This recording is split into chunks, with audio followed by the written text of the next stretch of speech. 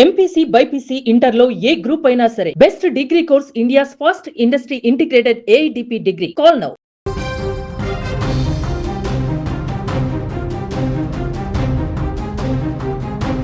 అమెరికాలో జరిగిన ఘోర రోడ్డు ప్రమాదంలో తెలంగాణకు చెందిన ఓ మహిళ ప్రాణాలు కోల్పోవడం తీవ్ర విషాదాన్ని నింపింది.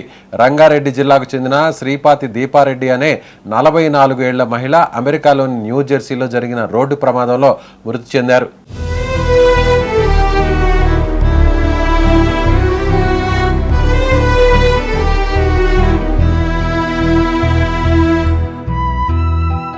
ఈ విషాద వార్తతో ఆమె స్వగ్రామం ఆకుతోటపల్లి బంధువులు అలాగే స్నేహితులు శోక సంద్రంలో మునిగిపోయారు. రంగారెడ్డి జిల్లా ఆమనగల్లు మండలం ఆకుతోటపల్లి గ్రామానికి చెందిన రామకృష్ణారెడ్డితో 20 ఏళ్ల క్రితం దీపారెడ్డికి వివాహమైంది. దీపారెడ్డి స్వస్థలం మాడుగుల మండల కేంద్రం. ఆమె తల్లిదండ్రులు పట్టాభి శేఖర్ రెడ్డి, శశిరేఖ దంపతులు.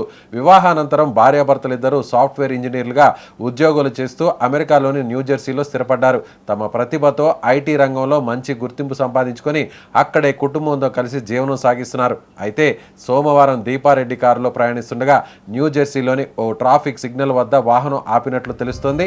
అదే సమయంలో వెనుక నుంచి వేగంగా వచ్చిన మరో కారు ఆమె కారును బలంగా ఢీకొట్టింది.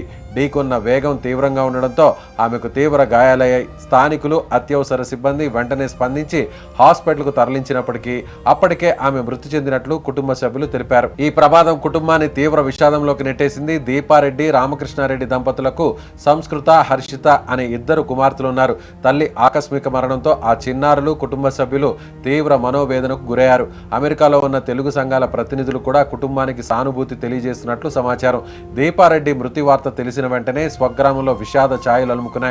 బంధువులు, స్నేహితులు, గ్రామస్తులు ఆమె మృతిపై తీవ్ర దిగ్భ్రాంతి వ్యక్తం చేశారు. చిన్న వయసులోనే ఆమె మృతి చెందడం బాధాకరమని ఆవేదన వ్యక్తం చేస్తున్నారు.